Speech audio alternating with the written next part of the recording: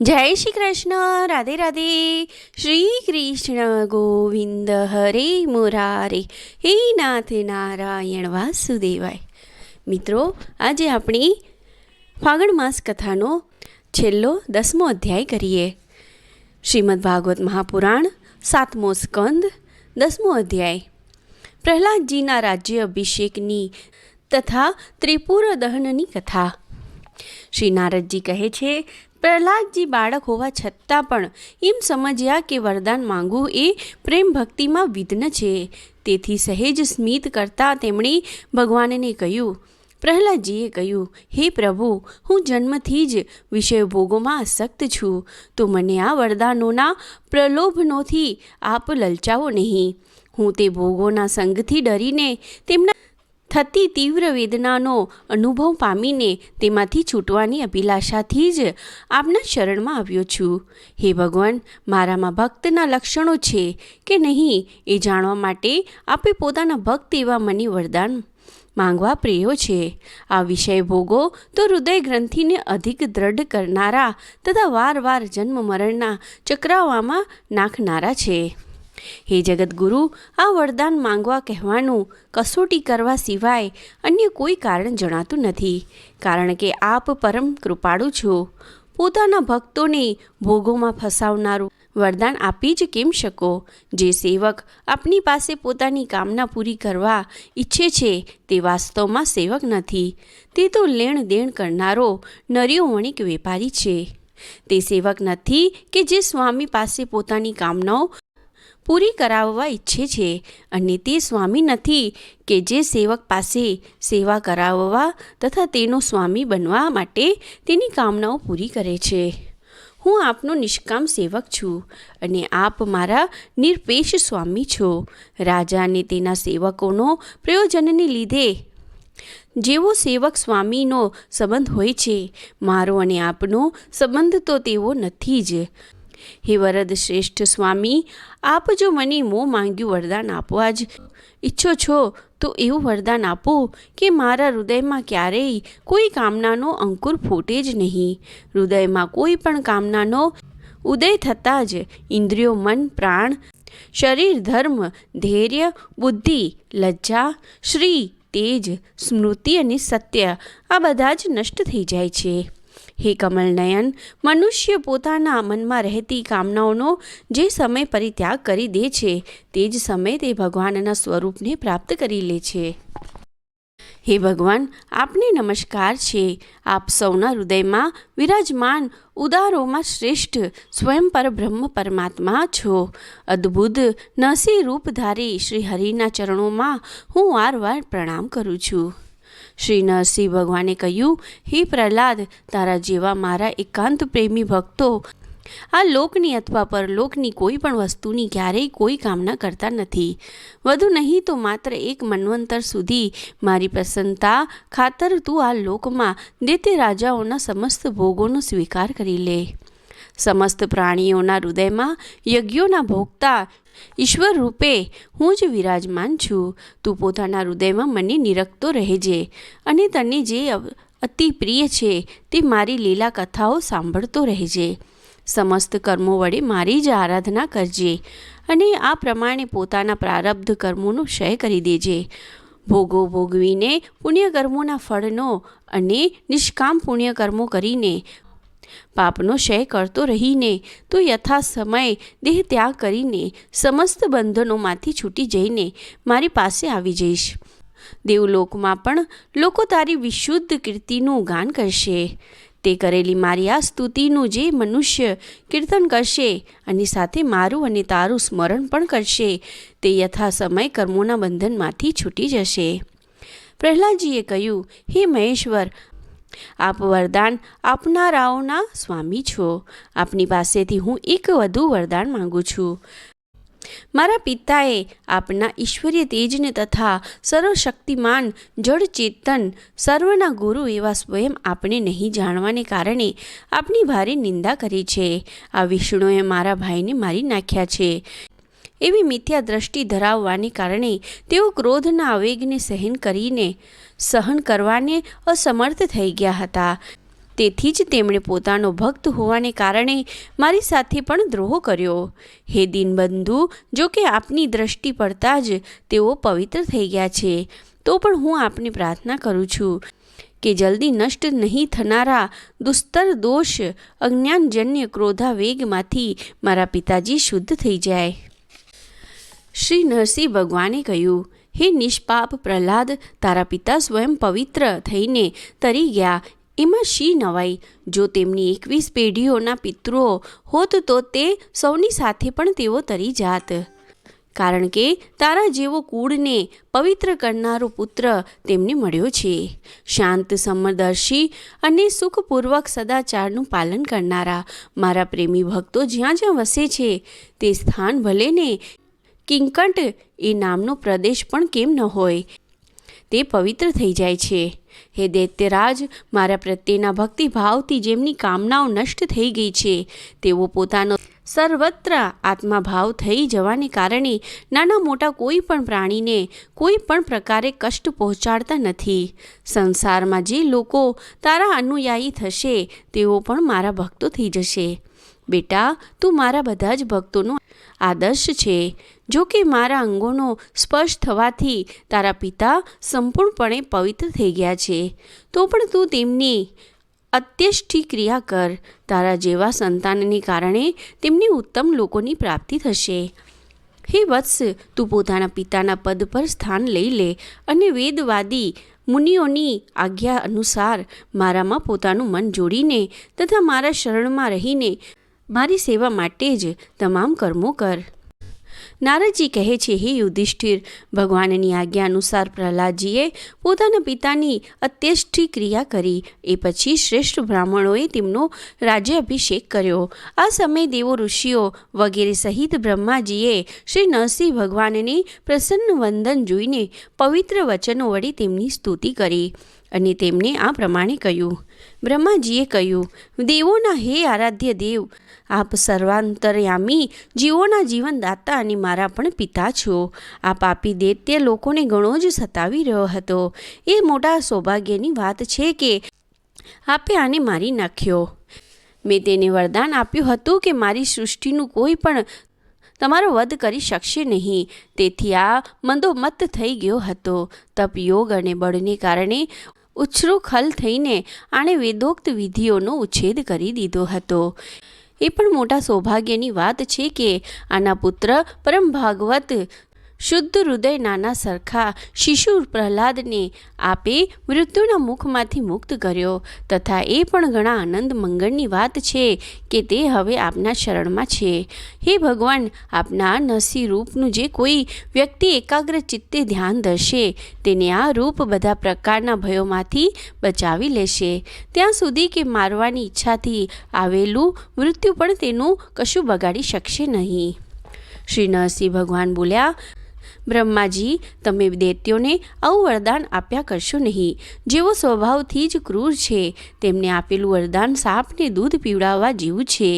નારદજી કહે છે, હે યુધિષ્ઠિર, શ્રી નરસિંહ ભગવાન આ પ્રમાણે કહીને તથા બ્રહ્માજીએ કરેલી પૂજા સ્વીકારીને ત્યાં જ અંતર ધ્યાન થઈ ગયા. ત્યાર પછી પ્રહલાદજીએ ભગવત સ્વરૂપ બ્રહ્માજી અને શંકરની તથા પ્રજાપતિઓ અને દેવતાઓની પૂજા કરીને તેમને નતમસ્તકે પ્રણામ કર્યા. અને ત્યારે શુક્રાચાર્ય વગેરે મુનિઓને સાથે રાખીને બ્રહ્માજીએ તેમને સમસ્ત દાનવો અને દૈત્યોના અધિપતિ બનાવ્યા. પછી બ્રહ્મા વગેરે દેવતાઓએ પ્રહલાદજીનું અભિનંદન કર્યું અને તેમને શુભ આશીર્વાદ આપ્યા. પ્રહલાદજીએ પણ સૌનો યથાયોગ્ય સત્કાર કર્યો અને પછી બધા પોતપોતાના લોકોમાં સિધાવી ગયા. હે યુધિષ્ઠિર, આ પ્રમાણે ભગવાનના તે બંને પાર્ષદો જય અને વિજય દિતિના પુત્રો દૈત્યો થયા હતા. તેઓ ભગવાન સાથે વેરભાવ રાખતા હતા. તેમના હૃદયમાં રહેલા ભગવાનને તેમનો ઉદ્ધાર કરવા માટે તેમનો સંહાર કર્યો. પરંતુ ઋષિઓના શ્રાપને કારણે તેમની મુક્તિ થઈ નહીં અને તેઓ ફરી કુંભકર્ણ અને રાવણના રૂપે રાક્ષસો થયા. તે સમયે ભગવાન શ્રી રામના પરાક્રમથી તેમનો અંત થયો. યુદ્ધમાં ભગવાન શ્રી રામના બાણોથી તેમનું હૃદય ભેદાઈ ગયું અને ત્યાં જ પડ્યા પૂર્વજન્મની જેમ ભગવાનનું સ્મરણ કરતાં કરતાં તેમણે દેહ ત્યાગ કર્યો. તેઓ જ હવે આ યુગમાં શિશુપાલ અને દત્તવક્ત્રના રૂપમાં ઉત્પન્ન થયા હતા. ભગવાન પ્રત્યે વેરભાવથી સ્મરણ કરતા હોવાને કારણે તમારી સામે જ તેઓ ભગવાનમાં સમાઈ ગયા. હે યુધિષ્ઠિર, શ્રી કૃષ્ણ સાથે વેર રાખનારા બધા જ રાજાઓ અંતકાળે શ્રી કૃષ્ણના સ્મરણથી તેમનામાં તંદ્રુપ્ત થઈને પોતાના પૂર્વે કરેલા પાપોમાંથી હંમેશ માટે મુક્ત થઈ ગયા. જેમ ભમરીએ પકડેલો કીડો ભયને લીધે જ ભમરીના સ્વરૂપને પ્રાપ્ત કરી લે છે, તેવી જ રીતે શિશુપાલ વગેરે રાજાઓ પણ ભગવાનના વીરભાવ જનિત અનન્ય ચિંતન થકી ભગવાનના સારૂપ્યને પામી ગયા. હે યુધિષ્ઠિર, તમે મને પૂછ્યું હતું કે ભગવાન સાથે દ્વેષ રાખનારા શિશુપાલ વગેરેને તેમના સારૂપ્યની પ્રાપ્તિ કેવી રીતે થઈ, તેનો ઉત્તર મેં તમને આપી દીધો. બ્રહ્મણ્ય દેવ પરમાત્મા શ્રી કૃષ્ણનું આ પરમ પવિત્ર અવતાર ચરિત્ર છે. આમાં હિરણ્યાક્ષ અને હિરણ્યકશ્યપુ એ બંને દૈત્યોના વધનું વર્ણન છે. આ પ્રસંગમાં ભગવાનના પરમ ભક્ત પ્રહલાદના ચરિત્રનું, તેમના ભક્તિ, જ્ઞાન અને વૈરાગ્યનું, તેમજ સંસારની ઉત્પત્તિ, સ્થિતિ અને પ્રલયના સ્વામી શ્રી હરિના યથાર્થ સ્વરૂપનું તથા તેમના દિવ્ય ગુણો અને તેમની લીલાઓનું વર્ણન છે. આ આખ્યાનમાં દેવો અને દાનવોના પદોમાં કાળક્રમે જે મહાન પરિવર્તન થયું છે તેનું પણ નિરૂપણ છે. જેના થકી ભગવાનની પ્રાપ્તિ થાય છે તે ભાગવત ધર્મનું પણ વર્ણન છે. અને અધ્યાત્મ સંબંધી બધી જ જાણવા યોગ્ય વાતો પણ આમાં છે. ભગવાનના પરાક્રમથી ભરેલા આ પવિત્ર આખ્યાનનું જે કોઈ મનુષ્ય શ્રદ્ધાપૂર્વક કીર્તન અને શ્રવણ કરે છે તે કર્મોના બંધનમાંથી મુક્ત થઈ જાય છે.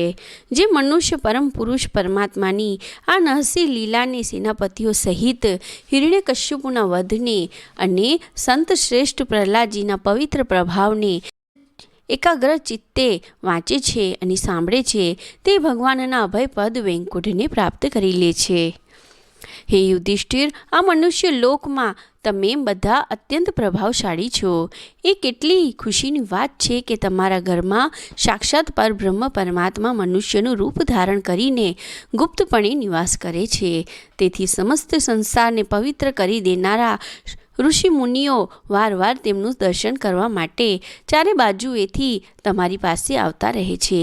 જેમને મોટા મોટા મહાપુરુષો નિરંતર ખોડતા રહે છે, જેમનામાં માયાનો લેશ માત્ર પણ નથી, તેવો જ તમારા પ્રિય હિતેશી મામાના પુત્ર ભાઈ, પૂજ્ય આજ્ઞાકારી અને ગુરુ છે તથા સ્વયં આત્મા શ્રી કૃષ્ણ છે. શંકર, બ્રહ્મા વગેરે પણ પોતાની તમામ બુદ્ધિ પ્રયોજીને તેઓ વાસ્તવમાં કયું તત્વ છે એ રૂપે તેમનું વર્ણન કરી શક્યા નથી. તો પછી અમે તો કરી જ શકીએ કેવી રીતે? અમે તો મૌન, ભક્તિ અને સંયમ વડે જ તેમની પૂજા કરીએ છીએ અને અંતમાં એ જ પ્રાર્થના કરીએ છીએ કે તેઓ અમારી આ પૂજા સ્વીકારીને ભક્તવત્સલ ભગવાન અમારા પર પ્રસન્ન થાય. હે યુધિષ્ઠિર, એ જ એકમાત્ર આરાધ્ય દેવ છે.